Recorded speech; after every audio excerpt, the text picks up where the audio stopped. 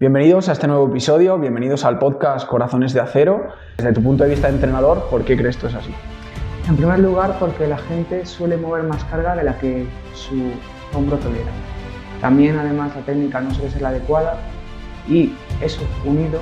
Y luego te viene por el MD y te llama cabrón. Entonces, tenemos que dejar claro que estos son tips generales que tienes luego que adaptar a tu vida. O ponte una alarma de cuando te tienes que acostar y te levantarás solo. Si tú te acuestas a las 12, es fácil que te tienes que levantar a las 5 de la mañana con el descanso. Los tres. A ver, también... ¿Cuántas veces? Sí. Vale. La gente entrena muy mal, pero come pierna. Ya. La gente es tan reduccionista de decir, vale, esto tiene muchas calorías, esto tiene mucho azúcar, engorda. ¿Tiene poco? No engorda, es saludable. Claro, que un alimento tenga pocas calorías no lo convierte en saludable. Y eso al final me hace sentirme peor porque yo pienso que me debería sentir bien, porque todo va bien. Entonces es un círculo vicioso que entras que tú no entiendes y súper incómodo. Y por suerte justo esto me coincidió con un viaje que yo...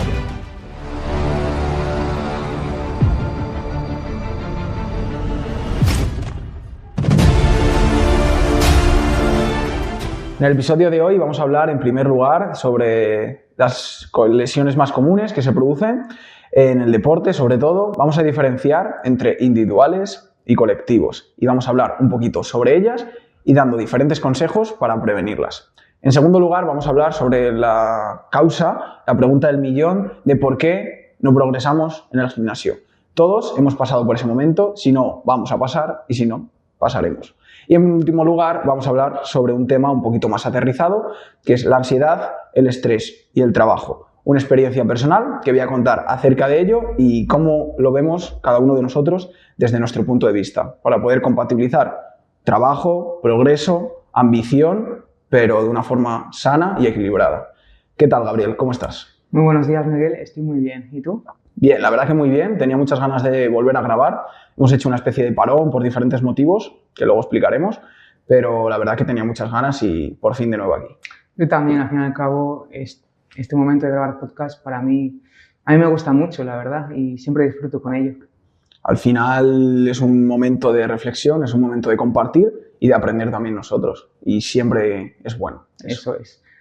Bien, comienza. ¿Qué vamos a hablar en primer lugar? Como os he comentado, lesiones más frecuentes en el deporte. Vamos a empezar con deportes individuales.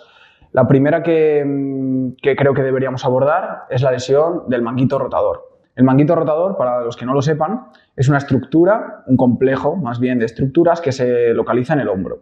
Nuestro hombro al final es la articulación más móvil del cuerpo. La articulación más móvil nos viene muy bien para desarrollar diferentes cosas, pero al ser la más móvil también la hace la más vulnerable.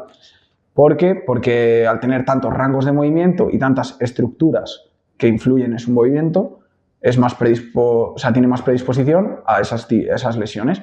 Uno de esos sitios en los que hay muchas lesiones de hombro es en el gimnasio. Desde tu punto de vista de entrenador, ¿por qué crees que esto es así? En primer lugar, porque la gente suele mover más carga de la que su hombro tolera.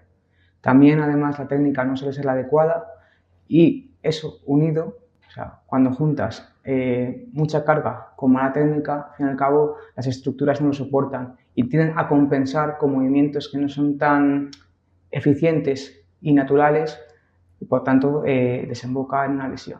Es decir, mover más carga de la que igual tu músculo sí la aguanta, ¿no? Pero tu hombro no está preparado. Eso es. Además, el músculo mejora antes que otros tejidos pasivos o conectivos como son los tendones y ligamentos. Estos tejidos requieren más, o sea, necesitan más tiempo de adaptación. En cambio, el músculo se adapta mucho antes, tanto en fuerza como en el aumento de masa muscular. Eso es mucho, lo veo yo mucho con mis pacientes. Es una conclusión que, aunque no la hubiera estudiado como tal, visto en un libro, en unos apuntes o en una formación, había llegado a esa conclusión yo solo, porque era un patrón que se repetía. El músculo sí que lo estaba preparado, lo tiraban bien, por fuerza bruta, por fuerza general, pero a nivel de tendones no se adaptaban, no van al mismo ritmo. El músculo tiene tiempos mucho más rápidos y el tendón va un poquito más lento. Esa sobresolicitación de ese tendón, cuando no debe o no está preparado, pues al final conlleva esas lesiones del manguito. ¿Cómo crees que se pueden prevenir estas lesiones? Obviamente con la técnica, pero ¿alguna otra cosa que podamos hacer? Bueno, en caso de que, también depende del estadio de la lesión, de cuánto de avanzada esté. En caso de que ya haya una lesión bastante severa, al fin y al cabo, pues una vez pasado por fisio, se llevaría a cabo un proceso de readaptación, ¿no? Pues con movimientos más específicos que rehabiliten esa zona. Por ejemplo, pues también depende del umbral de dolor y del gesto concreto en el que el paciente sienta dolor. Claro, hay que individualizar mucho. Exacto. Igual aquí damos algo un poquito más general para que la gente se lleve pequeños consejos, pero al final no lo puedes extrapolar a tu vida. Si eres Juan, te duele cuando haces un press de banca y tú lo estás diciendo más enfocado a cuando te duele un press militar, claro, igual lo lleva a su vida y lo que tú le has dicho le viene mal y luego te viene por el MD y te llama cabrón. Entonces, Exacto. Tenemos que dejar claro que estos son tips generales que tienes luego que adaptar a tu vida, o si tienes un profesional cerca, o preguntarnos a nosotros de una forma más directa de cara a cada persona individual y a su contexto. Eso es. Por ejemplo, tú, cuando tratas a un paciente, ¿qué síntomas suelen tener? Casi todos vienen si primero vamos a hablar del tema del gimnasio, casi todos vienen porque en un press, ya sea un militar, un press es un empuje, ¿vale? Para la gente que no lo sepa. A nivel militar, más un press vertical o más hacia adelante, más tipo press de banca, con mancuernas y demás. Ahí es cuando suelen referir dolor. A partir de cierta carga, sobre todo, dolor. ¿Qué pasa? Que se acostumbran a ese dolor y saben que a partir de 50 kilos les duele. Vale, pues saben que les va molestando. Poquito a poco va más. Ahora ya no solo cuando levanto 50, ahora cuando levanto 40. Ahora en el día a día parece que me molesta. A veces por la noche, a veces cuando voy a coger un vaso. O sea, poco a poco va afectando más a su día a día y cuando afecta mucho es cuando van al fisio. Intenta ponerle solución. Lo que yo he notado es que suele ser en dos tipos de perfiles. Uno, una persona más principiante que empieza en el gimnasio y poco a poco, por adaptaciones, tú lo sabes, vas progresando mucho, pero es lo que hablamos. A veces progresa más rápido el músculo que el tendón y al final acaban lesionándose. Y dos, personas igual un poquito más avanzadas que de repente le meten más caña porque se lo toman más en serio, porque han contratado un entrenador, algo que les hace comprometerse más y al final meterle más intensidad. Como hay un cambio de carga, los cambios de carga normalmente conllevan que a nivel del tendón se tiene que adaptar. Si no le damos esa margen, es cuando nos hacemos daño. Y eso es un poco el principal error que yo veo. ¿Cómo revertirlo? Al final, lo que comentas tú, hay que hacer un plan de carga inicial a ese tendón. No solo tenemos que basarnos en tratarlo con la camilla, tratar de forma más pasiva, de forma más, pues esa musculatura, esos tendones o ejercicios más adaptados, sino que tenemos que llevar el tendón y el hombro en sí en volandas. Controlar todo, la carga que le exigimos, el volumen, la frecuencia, hacer un plan de carga y que poco a poco este vaya aumentando por tolerancia del paciente. Cuando se quiera dar cuenta, está levantando la misma carga y su hombro sí está preparado. Exactamente. Y también me gustaría añadir que debemos mantener este tipo de ejercicios. Si hacemos eso, nos va a volver a pasar lo mismo. Vamos a empezar a progresar, vamos a empezar a meterle más caña, o otra vez se nos queja el hombro. Tenemos que mantener, o como calentamiento, o como X días a la semana, esos ejercicios de prevención que nos han servido para mejorar esa lesión, mantenerlos en el tiempo como una dosis de un ibuprofeno diario. ¿De qué? Pues en vez de una pastilla, 2 ejercicios de hombro antes de hacer la sesión. Y eso yo creo que es el éxito y al final cómo logramos que se cure y que no vuelva. Además, añadido a todo lo que acabas de decir, que estoy totalmente de acuerdo contigo, es respetar bien la programación. Primero, tener una. Eso es. Y ya una vez se tenga, respetarla. Es verdad que muchas veces, yo el primero, porque también lo he hecho, nos guiamos por sensaciones. Un día te encuentras muy bien y por lo tanto quieres avanzar más rápido y te ves capaz de levantar una carga que a lo mejor es nueva. Hay ocasiones en las que está bien, aunque bajo mi punto de vista opto más por respetar la programación. Por muy bien que me sienta, si la semana pasada hice X, pues hoy no voy a hacer algo nuevo, sino respetar lo que tenemos programado para hoy. Al final yo creo que ahí está la clave, en respetar esa programación, no guiarte solo por sensaciones, porque por sensaciones unas veces parecemos cualquier cosa y otras somos Superman. en el gimnasio. Entonces tenemos que también controlar un poco eso, obviamente aprovechar los días buenos para progresar más, pero tener en cuenta también que no todo es ese progreso y que tenemos el nivel que tenemos, no solo a nivel muscular, sino a nivel más de estructuras. También ocurre en el caso contrario. Imagínate que estás un día muy cansado, muy estresado y tu cuerpo pues está falto de energía. Tú, a pesar de esa poca energía que tienes, quieres tirar lo que te toca hoy. A veces eso también es contraproducente, porque tu cuerpo puede que no lo tolere bien. Ya, adaptar el 100% de cada momento y cada día, ¿no? Autorregular, que se llama. Autorregular es decir, si un día estás muy cansado, saber que a lo mejor no puedes cumplir con lo que toca hoy, entonces debes dar un paso atrás, que tampoco es dar un paso atrás, es ajustar carga, ajustar peso, ajustar series, ajustar intensidad, ajustar repeticiones, en caso de que sea necesario. Sí que es verdad que al estar programado hay muchas personas que tengo eso en el papel, tengo que hacer eso. Que sí, porque al final es un método de autoexigencia también y querer progresar y saber lo que tienes que hacer cuando vas, pero también hay que tener en cuenta esos factores. También depende del nivel u objetivos de la persona. Si es un atleta de élite, al fin y al cabo muchas veces tiene que sacrificarse. Pero Ya. el 90%... Por eso también en los atletas de élite hay más lesiones. Exactamente. De hecho, es bastante común que en la élite se use farmacología, en cualquier tipo de deporte, pero ya concretamente en lo que es los deportes de fuerza está muy extendido su uso. ¿Qué ocurre? Que el uso de esa farmacología hace que tú aumentes tu rendimiento, tus niveles de fuerza aumenten y otras capacidades motrices también, y también tu masa muscular, en el caso del culturismo, a unos niveles que a lo mejor tu cuerpo no tolera. ¿Qué ocurre? Que debido a lo que hablamos antes, el músculo aumenta su masa mucho más rápido y se adapta mejor a las cargas que otros tejidos. Tú le añades esas sustancias, tus otros tejidos no van a estar preparados.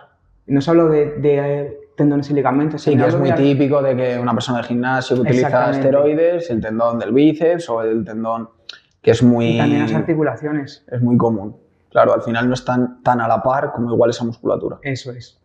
Otra lesión también bastante frecuente es la del codo de tenista, es bastante famosa, mal llamada epicondilitis, porque itis nos quiere indicar inflamación. Se están viendo diferentes estudios ya desde hace unos años que no es como tal una inflamación, que es más correcto llamarlo epicondilalgia. El epicóndilo es la estructura del codo, ¿vale? Y algia es dolor.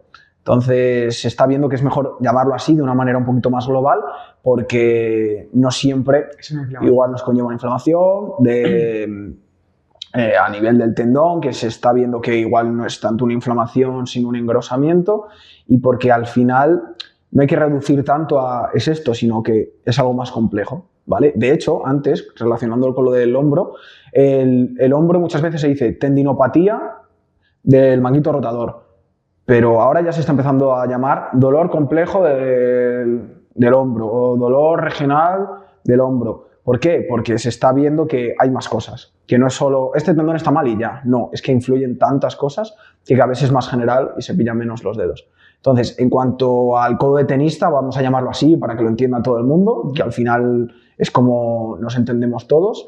El codo de tenista, como bien suena su nombre, es muy prevalente en deportes de raqueta, tenis, pádel, bádminton. ¿Por qué? Debido al gesto. Lo que hace es combinar un gesto de prensión, de agarrar algo, en este caso una raqueta, con también movimientos de extensión de muñeca, claro, de flexión de muñeca, rotación de brazo, ¿vale? De hombro en este caso, y al final eso nos conlleva a una sobresolicitación de esas estructuras, sí o sí. Lo que hace que de forma repetida pues llega a lesionarse esa zona. Y parece que no, pero es bastante prevalente, sobre todo en ese tipo de deportes. ¿Cómo crees tú que desde el punto de vista del entrenamiento podemos enfocar estas lesiones también que se producen? Porque, claro, no le puedes decir que deje de usar la raqueta, tiene que seguir usándola. ¿Cómo crees que hay que hacer? ¿Combinarlo con otros ejercicios que trabajen eso? ¿No solo enfocarnos en el deporte en sí? ¿O cómo lo enfocarías tú desde tu punto de vista?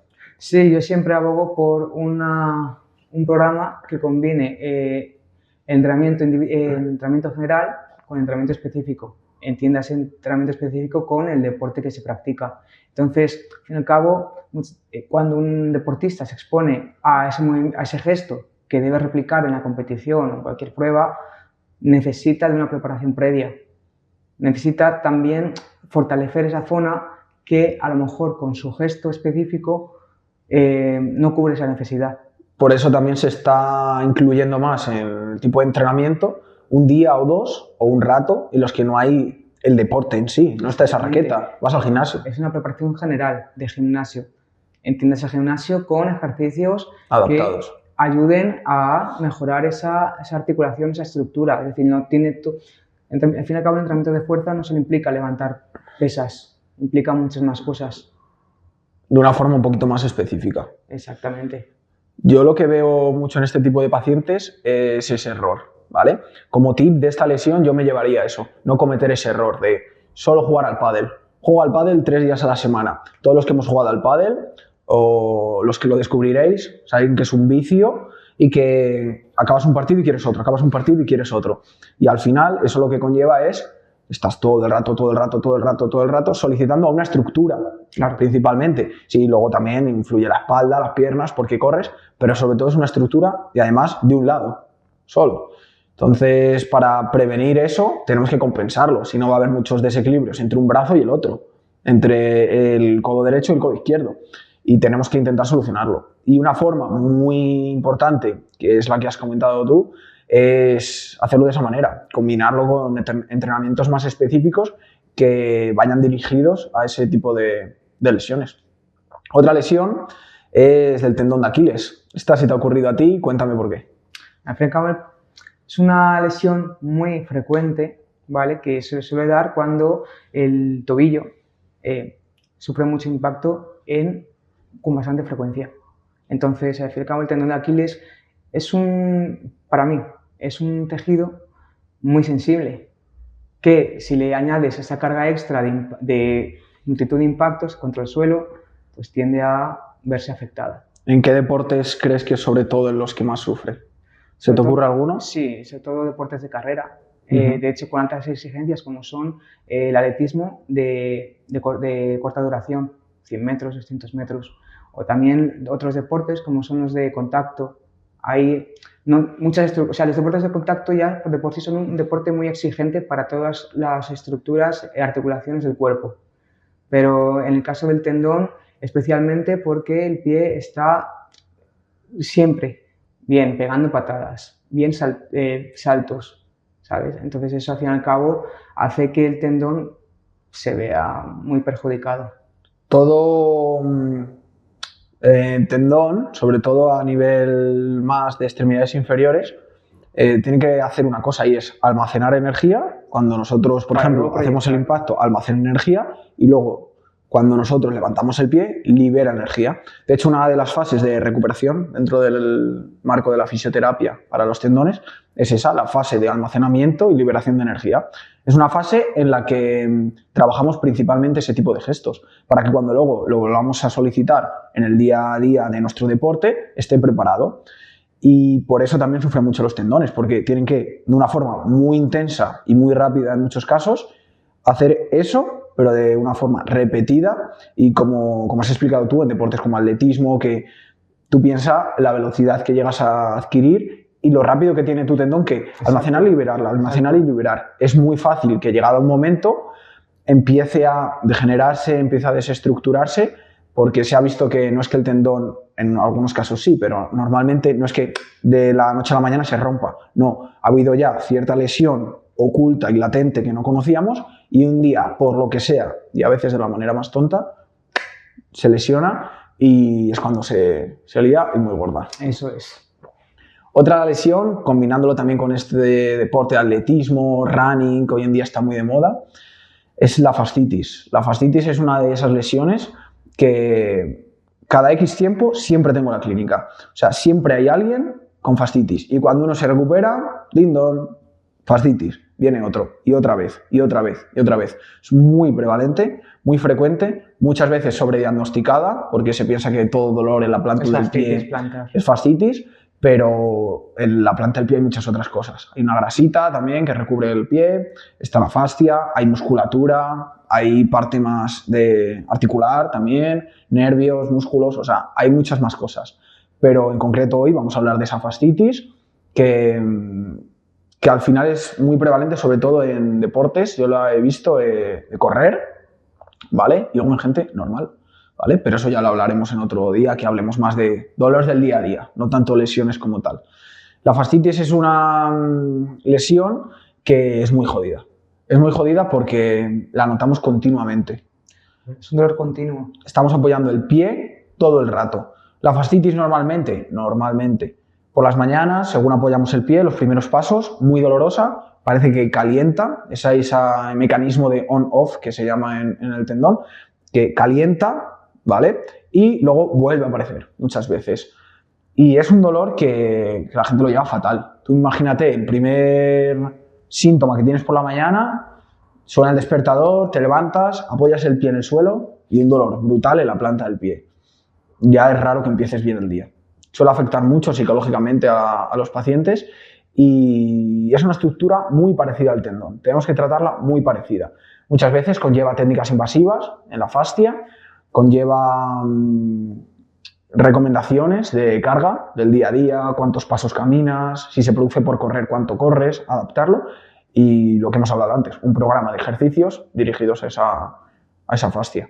Y al final es como he dicho antes, vamos llevando esa fascia en volandas poco a poco, y cuando nos queremos dar cuenta estamos en vida normal, pero es jodido. Hay algunos ejercicios que yo veo muy interesantes a la hora de tratar la fascia que se pueden hacer en el día a día y tampoco necesitas de mucho material. Por ejemplo, el pie, ¿vale? Una de las funciones obviamente es agarrar, se tiende a agarrar, ¿no? Entonces, el hecho de coger una toalla con los dedos te puede ayudar, o tener una pelota en la zona de la planta del pie también.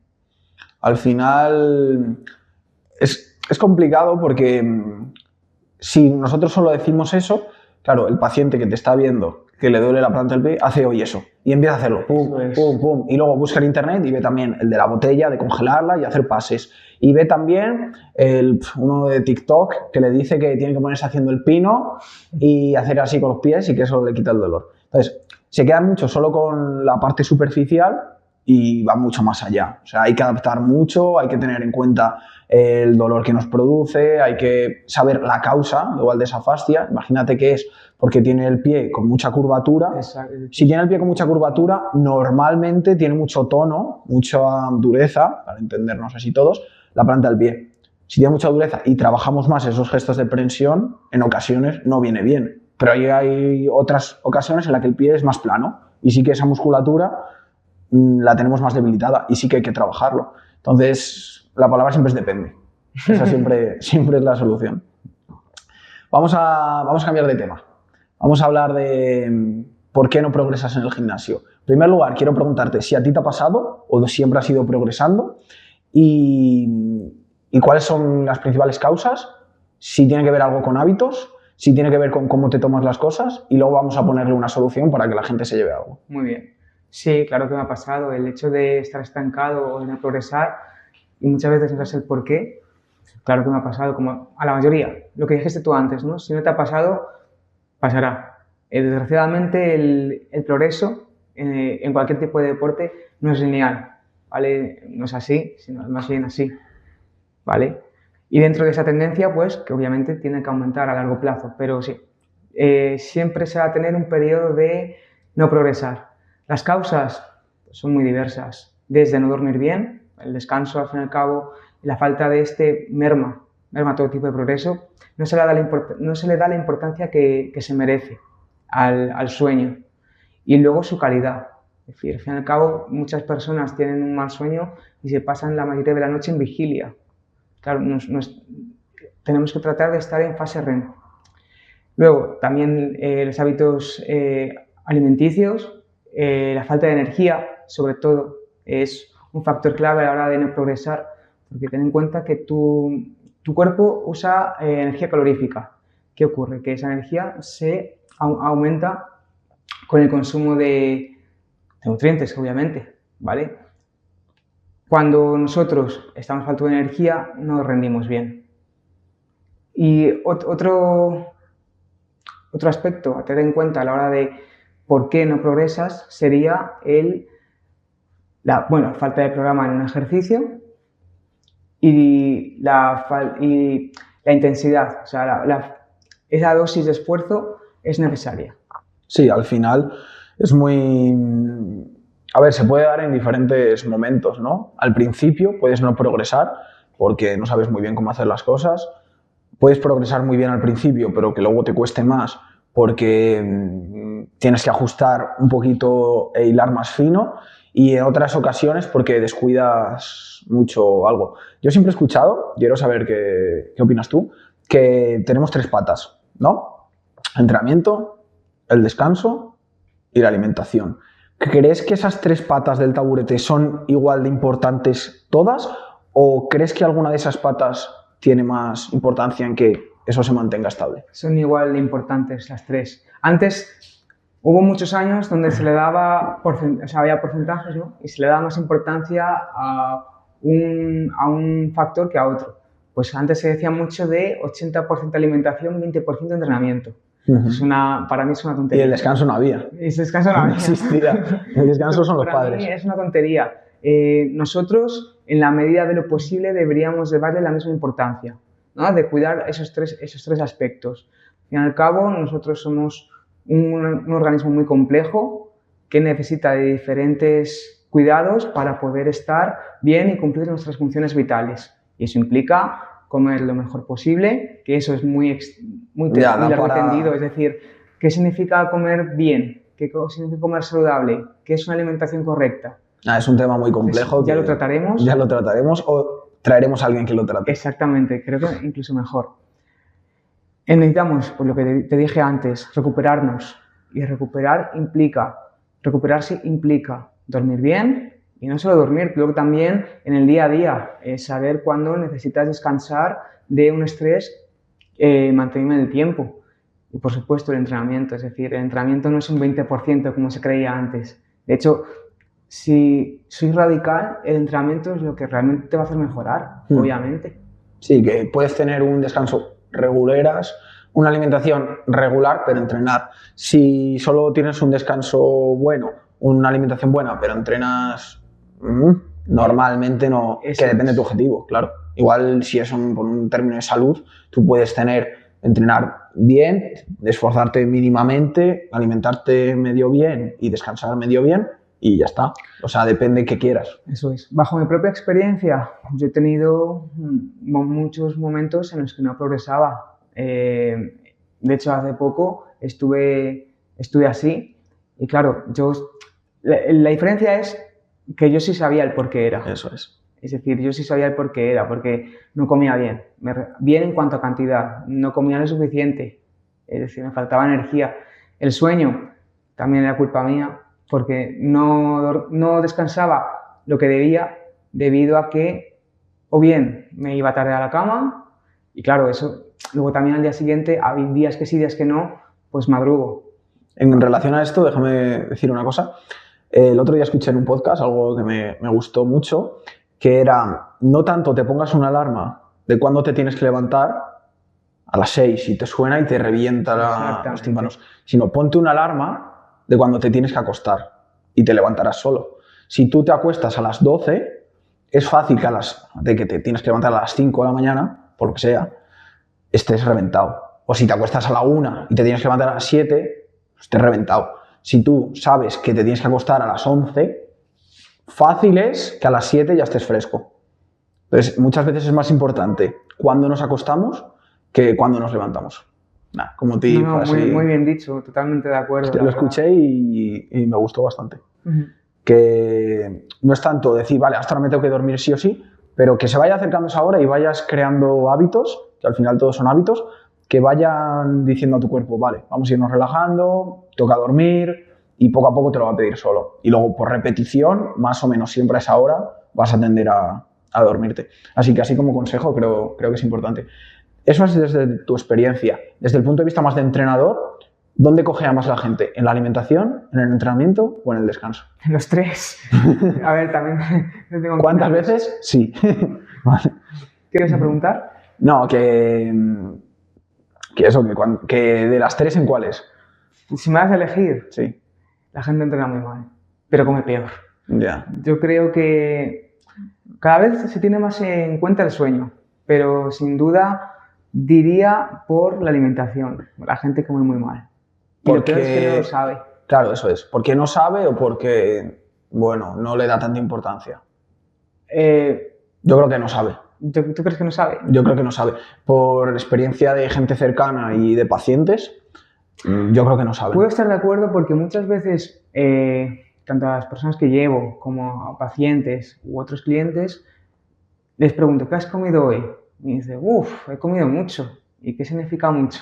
Pues mira, he comido 2 yogures, una magdalena, un poquito de arroz, tal, ¿sabes? Y eso en una comida, no en todo el día. Ya, sí, por eso. O sea, hay mucha falta de conceptos. He comido mucho y en realidad en términos nutricionales has comido poco, ¿vale? Y además no diferenciar qué es cada cosa, en tener una distribución correcta. Aquí no hablamos ya de si hay que contar cada caloría al detalle, si hay que tener en cuenta si tú necesitas 130 o 131, pero es tener un poco de conciencia de qué es cada cosa. Es que muchas personas no saben que vale, todo el mundo sabe que el pan es un hidrato, ¿no? Y sabe que unas lentejas son legumbres, sí, legumbres, pero ¿son hidratos? ¿O qué cantidad tiene de proteína? Exacto. O yo creo que ni lo saben. Entonces, al final es un tema que... Además, que mucha gente, claro, cuando tiene objetivos de bajar de peso, lo primero que corta son los hidratos. Y lo primero que le causa rechazo son los hidratos. Yo no como hidratos. Y yo, vale, pues necesitas hidratos. Claro, porque luego estás cansado, luego Exactamente, es decir, la gente tiene miedo muchas veces cuando tiene propósitos de bajar de peso o de mejorar física o incluso mentalmente, se restringe cosas que son necesarias para nosotros. Les coge miedo, les causa rechazo. Yo, una amiga estaba intentando bajar de peso, de hecho ha bajado de peso, y una de las cosas que se dio cuenta al tener a la nutricionista es que estaba comiendo más, ojo, estaba comiendo más y bajando de peso. O sea, estaba comiendo más que antes y bajando de peso. Y eso en su cabeza era inexplicable, porque ¿cómo comiendo más voy a bajar de peso? Porque ahora se nutre. Claro. Ahora se nutre. Antes comía a lo mejor menos, pero claro, la calidad nutricional de esos alimentos no era buena. Ahora sí, porque ten en cuenta que los alimentos no son solo calorías, es que además la gente es tan reduccionista de decir, vale, esto tiene muchas calorías, esto tiene mucho azúcar, engorda. ¿Tiene poco? No engorda, claro. Es saludable. Claro, que un alimento tenga pocas calorías no lo convierte en saludable. O que un alimento no tenga azúcar no lo convierte en O que tenga saludable. Muchas calorías, igual es saludable y tiene muchas calorías. Exactamente. Entonces ahora tu amiga en este caso se nutre y los alimentos cumplen muchas más funciones. Que no es solo subir y bajar de peso. Claro. Y dentro del tipo de alimento no te aporta lo mismo. O sea, si tú calculas perfectamente 100 gramos, o sea, 100 calorías, mejor dicho, de patata con 100 de arroz, puede parecer 100 calorías de hidrato, pero no tiene nada que ver lo que te aporta un alimento con lo que te aporta otro. Exactamente. La caloría no es igual al macronutriente que aporta. Claro. Y eso la gente no tiene ni idea. No. En general. Y yo sigo aprendiendo. Todo el mundo sigue aprendiendo, tú y yo. O sea, al final es un mundo muy extenso que cuando tengo dudas pregunto a alguien muy profesional en eso, te ayuda y yo creo que al final es la clave. Entonces, las 3 patas igual de importantes. Sí, al mismo nivel. Sin lugar a dudas. En cuanto al descanso, ¿tú notas que es de la que menos importancia se da? Es que yo creo que esto va por modas. Se pone muy de moda el entrenamiento, pues todo el mundo entrena, tal. Ahora se ha puesto muy de moda lo del descanso, los relojes que te controlan el sueño profundo, el sueño no profundo, la calidad de tu sueño, que está genial, porque al final la gente pues, tiende más a cuidarlo, a fijarse, a ser consciente, aunque solo sea por ver que el reloj te pone lo has hecho muy bien, Manuel, está bien, porque la gente, cualquier excusa es buena para que se lo mire, pero claro, va muy por modas y yo lo que me he dado cuenta también es que muchas personas, sobre todo en relación a lo del sueño, y en todas, buscan ese atajo, buscan el suplemento mágico, se miran más el suplemento de turno, si es la melatonina, si es la ashwagandha, si es el magnesio, lo que sea, en vez de fijarte en qué haces antes de dormir, qué cenas antes de dormir, qué hábitos tienes antes de dormir. Entonces, muchas veces es más importante y te va a ayudar más a coger el sueño, leer 10 minutos antes de dormir que estarte viendo Juego de Tronos hasta la 1:30 de la mañana, a la 1:30 tomarte 3 pastillas de melatonina e irte a la cama y ver si duermes bien o no. O sea, yo creo que tenemos que poner la energía en esas patas, no en lo que ponemos encima de la mesa, que la deja muy bonita y que nos añade al final pluses. Pero lo importante al final es lo que sujeta, que es lo grosso. Bajo tu punto de vista, ¿cómo se mejoraría la higiene y los hábitos de sueño? Yo soy muy fan de las conductas, de los hábitos. Creo que está muy relacionado no progresar o no mejorar o no estar bien con los hábitos. Todos sabemos que el hábito al final es una acción repetida en el tiempo. Y esas acciones repetidas en el tiempo, esto suena muy gurú de desarrollo personal, producen resultados y eso al final es lo que te hace una persona de una manera, de otra, tener ciertos hábitos de todo, salud, finanzas, vitales, relaciones, lo que sea. Esos hábitos, sobre todo por la noche, son muy importantes de cara a si quieres tener una buena calidad del sueño o que no sea del todo buena. Yo, desde mi experiencia personal, he notado que reduciendo lo que nos han dicho siempre nuestros padres, quita el móvil antes de dormir, es que es verdad. Me he dado cuenta que, vale, tú después de cenar te apetece estar tranquilo, verte una serie, una película, estar con el móvil, pero un rato antes de dormir suelen decir, imagínate, 2 horas, vale. Si no quieres hacer 2 horas, haz media, da igual, pero hazlo. Deja el móvil, pon la alarma ya para el día siguiente y empieza a leer The Witcher, que me lo has dejado. Empieza a leer cualquier libro que hay. Luz naranja, yo soy, bueno, es que a mí me gusta mucho ese tema. Entonces, tengo unas gafas, eso no lo sabes, ¿no? No. Tengo unas gafas que reducen la luz azul y que es para luz naranja. Y eso también nos ayuda a que el ojo no perciba esa luz azul y ya vaya induciéndose al sueño. Entonces yo diría, pijadas, lo de las gafas, que además te queda interesante. El tema de leer, ¿vale? Leer o calmarte, o sea, dejar las pantallas por lo menos. Yo lo he visto en mi media hora antes, me vale. 1 hora, mejor. 2 horas, mejor. 3 horas, mejor. El hecho de hacerlo casi siempre a la misma hora también nos ayuda mucho a tener unos horarios de no un día a las 11, otro día a la 1, otro día a las 12, o sea, ser bastante reloj en ese sentido. No solo es el reloj que todos conocemos, relojes biológicos y yo diría sobre todo eso en cuanto al sueño y luego un mínimo de horas, obviamente, porque al final requerimos de ciertas horas de calidad. Ahí es un tema donde podría mejorar, creo que podría dormir un poquito más y que estaría mejor, pero eso me haría irme a la cama todavía antes y hay ratos después de cenar, sobre todo a nivel social, a nivel de pasar tiempo con tus seres queridos, que también son importantes. Entonces, lo que me da y lo que me quita, pues igual prefiero dormir media hora menos y esa media hora estar compartiendo un rato que, aunque no duerma perfecto y duerma casi perfecto, me compensa. Bueno, vamos con otro tema. Vamos con otro tema que... Primero te voy a preguntar si alguna vez te ha pasado a ti y luego voy a contar por qué me ha pasado a mí. Vale. ¿Vale? Antes de eso, bueno, vamos a hablar sobre la ansiedad, el estrés y el trabajo.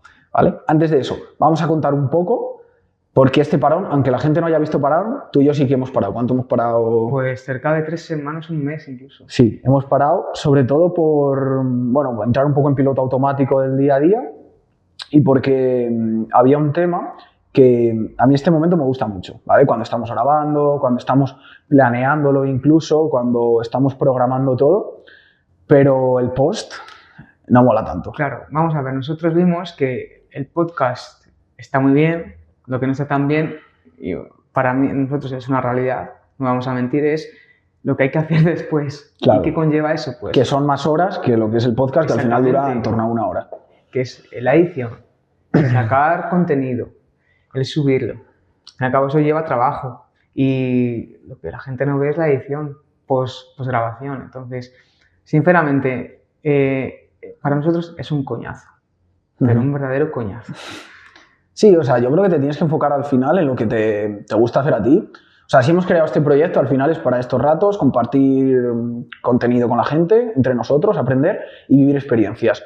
Ahora, es normal que al principio hagas más cosas que no te gusten y luego las vas delegando. ¿Delegando a qué? A gente que igual sí le gusta, porque hay gente que esto no le gusta nada, porque le pone nervioso ver una cámara, porque no le gusta hablar y le gusta más estar en su casa tranquilo editando, ¿vale? Pues el zapatero a sus zapatos. O sea, yo creo que tienes que poner tu energía en lo que tú eres bueno y lo que a ti se te da bien.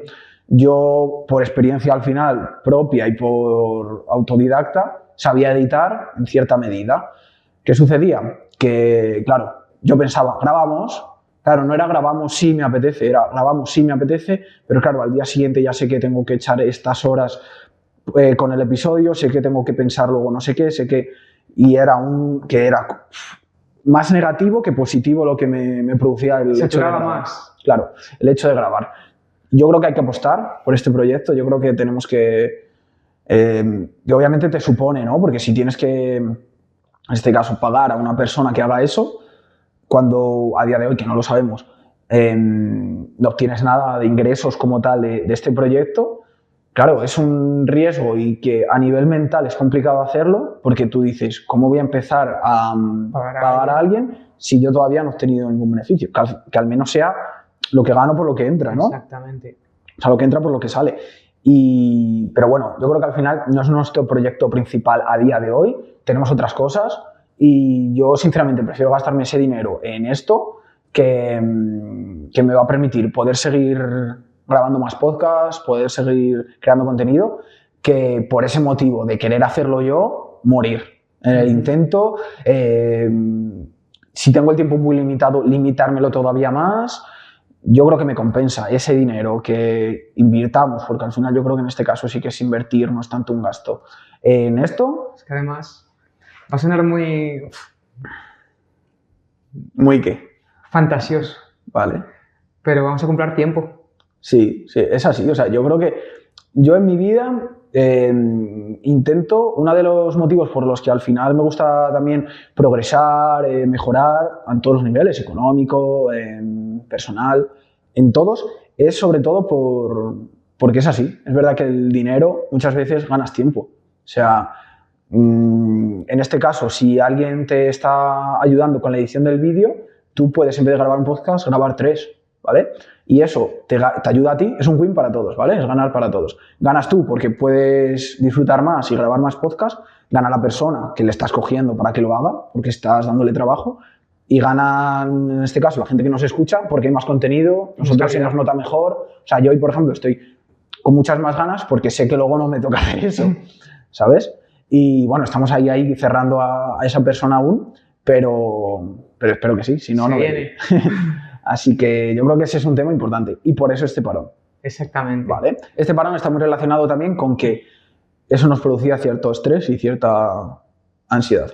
Desde tu punto de vista y hasta donde quieras contar, no hace falta que profundices más, no tengo pañuelos aquí para darte.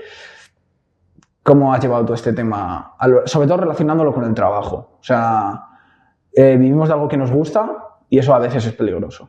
Sí, ¿cómo quieres más? ¿Cómo dirías que...? No, y porque muchas veces no sientes que estás trabajando, ¿vale? Otras sí, pero muchas veces no, y eso te hace pensar que estás bien, que lo aguantas, que te hace feliz, pero todo tiene un límite. ¿Cómo lo has vivido tú durante pues, tu vida, tu larga vida? Pequeño Gandalf, ¿cómo lo has vivido tú? Bueno, sobre todo en el último año es cuando ya empecé a tener mucho más trabajo, ya por lo que hablamos en su día, ¿no? De que hemos empezado a trabajar juntos, etc. Y bueno, a día de hoy, bueno, pues estoy un poquito más relajado, pero sí que ha habido un periodo anterior en el que sí que estaba bastante estresado. Es cierto que yo también no me organizaba muy bien con el tiempo y casi siempre iba pillado a todos los lados. Culpa mía, sí, pero bueno, cumplía. ¿Qué ocurre? Que eso pues llevó a un bucle en el que yo me sentía muy saturado, que no llegaba a esto, no llegaba a lo otro, no hacía lo que tenía y lo que quería hacer. Entonces lo que me ha tocado es hacer una introspección, ¿no? Darme cuenta de que tengo que ser mucho más organizado, tengo que no procrastinar tanto, tengo que no agobiarme y hacer las cosas con tiempo. ¿Vale? Entonces hay que empezar a aplicar, para mí eso es fundamental, si quieres tener una vida plena y con el menos estrés posible. Y vivir. Vivir mucho y bien, ¿no? Exactamente. Sí, yo creo que a ver, todos sabemos que hay que organizarse bien, que el día tiene 24 horas, Pero yo pensaba una cosa, sobre todo al principio del emprendimiento, y es que le tienes que decir a todo que sí, ¿vale? Tú tienes que decirle que sí porque es la época en la que hay que apretarle. Es la época en la que es esa época de sprint que hay que decir a todo que sí. Y en otros podcasts hemos hablado de si la incomodidad o no se trabaja, y yo pensaba que eso era infinito, que yo soportaba cierta cantidad de estrés, a lo largo del tiempo me acostumbraba a ese estrés, lo llevaba bien y podía aguantar un poco más. Lo llevaba bien y podía aguantar un poco más. Pero me he dado cuenta, sobre todo un aprendizaje de este último tiempo, es que el tiempo parece que nos da para mucho, ¿vale? 24 horas son muy largas, pero la energía, el tiempo también, pero la energía es limitada. Tú tienes una energía, tienes un 100% cuando empieza el día. Si tienes muchas cosas, ese 100% va bajando. Y luego igual te queda un 10% para cuando has quedado con un amigo a tomar algo. Y tienes un 10%. Y ya no disfrutas tanto, claro, ya no estás tan a gusto. Parece que lo soportas porque al final lo soportas y puedes tirar a nivel físico, sobre todo con todo. Pero a nivel mental tienes una limitación y tienes que aprender a gestionar esa limitación, ser consciente de ella y también saber decir que no. Eso es. De hecho, para mí es muy importante el tener momentos para uno mismo, el recargar esa energía. De hecho, ese fue un consejo que me diste, que te dije, porque siempre nos preguntamos, ¿qué tal? ¿Cómo estás? Y no hacemos el típico, ¿bien? ¿Y tú? Bien. No. Sino, si uno está rayado por algo, le dices, bien, pero mira, me ha pasado esto, no sé qué, no sé cuál. Y yo te dije, que ahora lo cuento, estoy en una época un poco estresado, como con ansiedad, que no estoy del todo bien. Y me dijiste, la primera pregunta, ¿pasas tiempo solo? Y yo siempre he sido una persona de pasar mucho tiempo solo, pero al final, al convivir con otra persona en casa, ¿vale? Al tener vida social, el trabajo, que estás todo el día con personas, claro, a veces te hace estar en un periodo que no estás casi solo. Y ese fue uno de los consejos que me diste. Porque te dije, sí, bueno, a veces, ¿cuánto? Bueno, pues, yo qué sé, 20 minutos por aquí, media hora por allá, y dijiste, pasa más tiempo solo y te vendrá bien. Y bueno, luego cuento ahí qué tal me ha ido. Pero sí, yo creo que los momentos de introspección son importantes para eso, para también darte cuenta de esas cosas. Del momento presente. Porque muchas veces esta ansiedad, este estrés viene porque no nos damos cuenta, vamos en piloto automático y no olvidamos lo que estamos haciendo. ¿Y tú crees que entonces sí que hay que decir a veces que no? ¿O hay que aprovechar? Porque yo algo que he notado ahora, sobre todo, es que me salen muchas oportunidades en general, ¿vale? Cuando empezamos a trabajar juntos, como con el tema de entrenamiento, al ofrecer ese servicio de entrenamiento, se me abrió otra puerta también de otra cosa, ¿vale? A raíz de eso se me abrió también otra. Entonces tuve como muchos frentes abiertos y yo decía, joder, tengo que aprovechar esas oportunidades porque hay pocas en la vida en las que igual no tienes tantas. Y ahora se me habían abierto como muchas. Pero claro, no había solucionado una ni cerrado una y ya estaba con otra. Y vale, pero más progreso muchas veces conlleva más responsabilidad, más problemas muchas veces y el saber decir que no es complicado. Al fin y al cabo, no solo eso, el saber decir que no es complicado, porque claro, piensas que entonces estás como decepcionando, ¿no? Fallando o algo así. Luego también lo que eres capaz de abarcar, ¿sabes? Si tú, ya, te han salido muchas oportunidades, tienes muchas cosas que hacer, claro, pero a lo mejor no puedes abarcar todo. Tienes que optar y escoger aquellas opciones que sabes que te van a ir bien a largo plazo. Y a corto. Porque yo muchas veces pienso a largo plazo, entonces sacrificas cosas a día de hoy porque sabes que a largo plazo te van bien, pero igual a corto plazo no las estás disfrutando. Entonces, ¿para qué te sirve el largo plazo si en el corto plazo, que al final es en lo que vivimos, un corto plazo continuo, no estás disfrutándolo? No solo, ¿sabes? Fijarte en ese resultado, porque igual tu largo plazo es dentro de 6 años y en 6 años tú eres otra persona que ese resultado no, en realidad no era lo que buscabas. Entiendo por dónde vas. Y creo que filosofía, ¿no? De vida. Bueno, voy a contar un poco, ¿vale? ¿Qué te ha pasado? ¿Qué me ha pasado? Cuando eres una persona muy activa, una persona que tiene mucha actividad a la hora de pensar cosas, de crear proyectos, de una mente muy inquieta, tiendes a decir a todo que sí. Y yo este año, como sabéis, pues he abierto una clínica y yo sabía que ese era un momento de sprint, ¿vale? Un momento de apretar los dientes, un momento de echarle ganas, las horas que hicieran falta, con todo. ¿Qué pasa? Que una vez que abres la clínica ya llevas mucho periodo hasta que la abres en esa sensación, ¿vale? Cuando la abres dices, bueno, ahora no me puedo relajar. Entonces, y vas así y vuelve a empinarse la montaña y sigues. Pero es que luego tú te piensas que, vale, ya está el periodo de sprint. No, es que luego seguía más. Entonces, yo lo que notaba era como, yo aceleraba, pero luego tenía que acelerar más, Tenía un punto que llevaba el coche reventado, que no podía apretar más, ¿sabes? Que si apretaba más, tocaba el suelo. Y me ha costado darme cuenta, porque al final, hasta que no hay algo que te para y te dice, cuidado, no te das cuenta. Y yo estaba notándome pues que estaba bastante agitado, que estaba bastante estresado, pero estaba bien. Entonces yo lo notaba, digo, vale, a nivel físico sí que me noto un poco cansado, sí que me noto ciertas cosas, pero me encuentro bien, o sea, lo aguanto bien a nivel mental y ya está. Hasta que no te viene muchas veces lo mental, no te das cuenta. Y me acuerdo un día que llegué a casa y estaba eso, muy agitado y tal, pero dije, bueno, pues ya está. Me empezó a doler un poco el pecho, ¿vale? Y dije, bueno, pues me duele el pecho y ya está, no pasa nada, ¿no? Serán gases. Pues no eran gases. Y cuando me puse a cenar, me empezaron como una sensación, no llegó a ser un ataque de ansiedad, porque yo creo que no llegó a ser del todo, pero un amago. Uh-huh. Y en ese momento dije, ostras, esto, algo pasa, ¿vale? Algo pasa. Y seguido a eso, los días siguientes, yo dije, vale, ya está, me relajo, me lo tomo bien. No, te siguen apareciendo cosas. Y me pasaba algo que te comenté a ti, que un día que fuimos a comer, que era, creo que debería sentirme mejor de lo que me siento. O sea, todo en mi vida va bien, y eso al final me hace sentirme peor porque yo pienso que me debería sentir bien, porque todo va bien. Entonces es un círculo vicioso que entras que tú no entiendes. Dices, si va todo bien, va todo genial, no hay problemas como tal, todo lo que la clínica va muy bien desde el principio, se ha abierto ya lo tuyo y no llevo ni 7 meses abierto. O sea, a nivel personal muy bien. Todo indicaba que yo tenía que estar bien y no lo estaba. Entonces eso al final te agobia más. Y tú piensas que, vale, cambio de chip, pum, y no lo cambias. O sea, sigues, es un proceso. Y yo notaba eso. A veces la presión en el pecho, a veces como mucha agitación, un dolor de cabeza casi diario.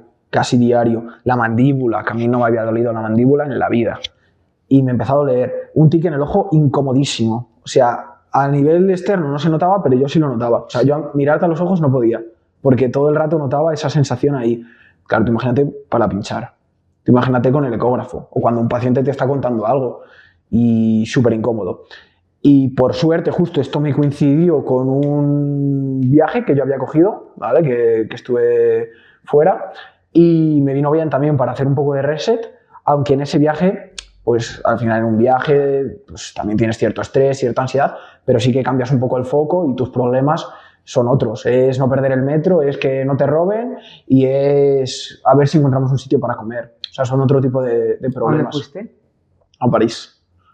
En París estuve y... ¿Has estado? Sí. ¿Te gustó? Sí. Muy bien, muy grande, la verdad, muy grande. Recomendado a todo el mundo. Hacía un frío que flipáis, pero muy bien. Eso sí, me volví malo, o sea, me puse con catarro, pero catarro de este bestia. O sea, catarro de la garganta, de la cabeza, me encuentro mal. Pero bueno, por lo demás, o sea, muy bien. Pero sí que es verdad que volví y, claro, dije, bueno, voy a coger fuerzas, voy a coger aire, vuelvo. Pero claro, como volví encima un poco malo, no tuve esa sensación, ¿vale? De, vale, he vuelto y ya está. Yo creo que al final no solo tenemos que pensar en desconectar, ¿vale? Yo pensaba que, vale, voy a ese viaje, desconecto y cuando vuelva ya está. No.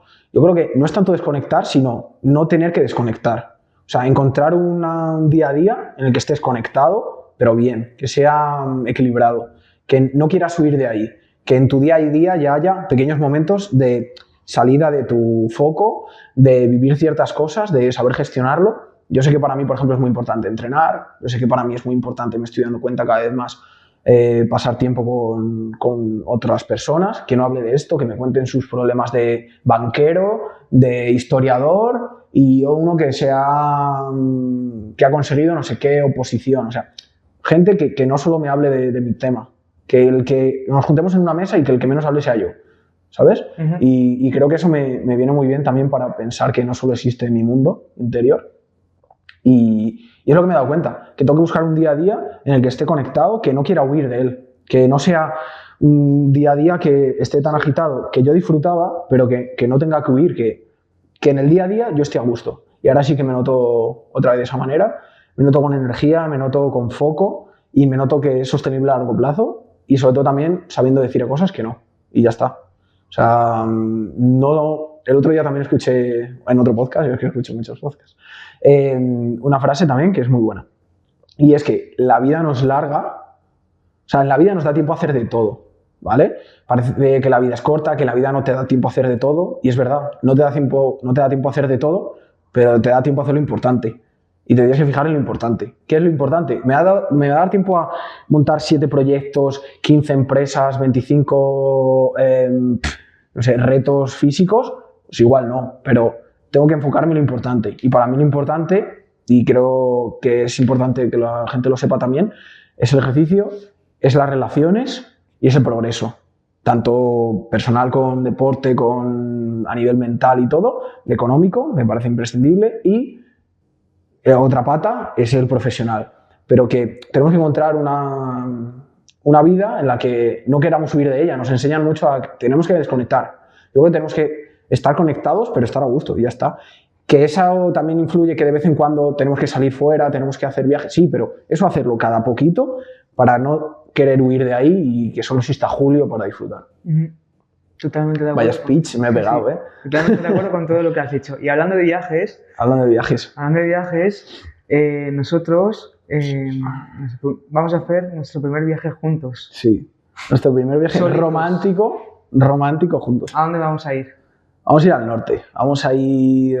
Es un sitio que nos gusta mucho a los dos, que, bueno, ¿tú habías estado? Me dijiste, sí, ¿no? hemos estado ya. Vale, yo había estado, pero muy de pequeño y tampoco tengo muchos recuerdos, pero... Yo no me acuerdo de nada. ¿No te acuerdas? No. Pero el hecho de, pues eso, introducir ciertos viajes, que en ese viaje vamos a trabajar, o sea, vamos a grabar podcast, pero es que vamos a hacer todo. Claro, es un viaje en el que se combina ocio con trabajo. Claro. Porque vamos allí, a ver, Miguel y yo, pues al fin y al cabo, decidimos hacer este viaje para poner en claro las ideas que tenemos acerca de nuestros respectivos proyectos y el proyecto conjunto, pero luego también para disfrutar, para, pues eso, pasar un fin de semana fuera y que sea totalmente de ocio y pasar un buen rato juntos. Claro. Yo por eso digo lo de, yo no me tomo ese viaje como que voy a desconectar. No, o sea, ese viaje es como un día mío o como una semana. Hay momentos de ocio, hay momentos de trabajo, hay momentos de todo. Y creo que al final es clave ciertos viajes así cada X tiempo, que es lo que decimos, vamos a trabajar, no solo es desconectar, pero es que te va a dar tiempo a hacer de todo en el día. Vamos a grabar contenido, vamos a también tener ratos en los que estemos haciendo el bobo, ratos de estar cada uno trabajando, vamos a comer y alguna cosa igual grabas, pero otras estás tranquilo hablando de tus cosas. O sea, yo creo que al final es un poco lo que es clave. Puedes pensar que puede ser un error porque tú tienes que irte de vacaciones y no pensar en el trabajo y tal, pero yo creo que es otro concepto de viaje que me apetece. Claro, que al fin y al cabo lo que tú dijiste antes, hay momentos para todo, hay momentos para el no pensar nada en el trabajo, hay momentos para combinar ambos aspectos, ¿no? El ocio con el trabajo, y hay viajes que son puramente de trabajo. Entonces nosotros, nuestro objetivo, uno de los objetivos que bajo mi punto de vista tenemos es el no huir de la vida que tenemos. Ahí está. Yo creo que...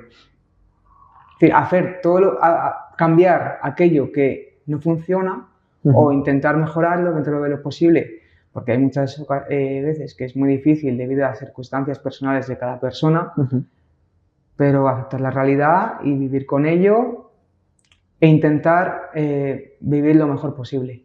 Sí, yo creo que hay que vivir, es lo que he dicho, la vida en verdad sí que parece corta para lo que todo lo que muchas veces Pero queremos la hacer. desaprovechamos mucho, es la diferencia. Claro, tenemos muchas horas, o sea, Sí. horas muertas que al final es aprovechar y centrarse en lo que quieres. Y yo primero, yo la he desaprovechado muchísimo. Claro. Y el hecho de tener momentos de introspección, también de pararte. Ahora en el día a día también he metido muchos momentos de estar tranquilo, X días a la semana darte un paseo solo, Sí. tener momentos de soledad, de reflexión, te hacen salir de ese piloto automático en el que había entrado de tú, quieres algo, otra cosa. Y claro, mi definición de felicidad era progreso. Entonces yo digo, claro, tengo que seguir progresando. Si no progreso, no soy feliz. Pero también he pensado y me he dado cuenta que esa felicidad pues, influye mucho el hacer viajes como este, el hacer otro tipo de experiencias que te hagan crecer y que tú vas a crecer, o sea, tu vida va a crecer en la medida en lo que crezcas tú. Y tú para crecer también tienes que salir un poco de estar todo el rato en el juego y salir y ver otro tipo de cosas.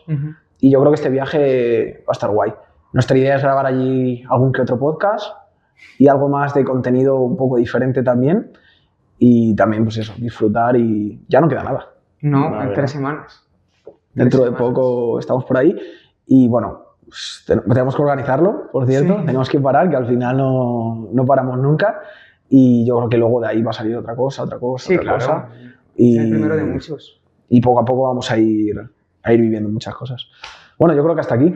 Hasta aquí el día de hoy. Espero que os haya gustado mucho el episodio de hoy. Nosotros, como siempre, disfrutamos el estar aquí juntos, hablando de la vida en general. Espero que vosotros también. ¿Algo que añadir? Bueno, hemos cambiado un poco la manera de enfocarlo, queremos estructurarlo de una manera mejor. No solo queremos mejorar a nivel técnico, a nivel de cómo nos expresamos, sino un poco todo. Vais a ir viendo la evolución, que el 5.º episodio no tiene nada que ver con el primero y creo que eso es bonito. Creo que te avergüences, no que te avergüences porque fuiste valiente de hacerlo y hacer el ridículo muchas veces, sino que veas que, me cuesta verlo, creo que eso es bueno.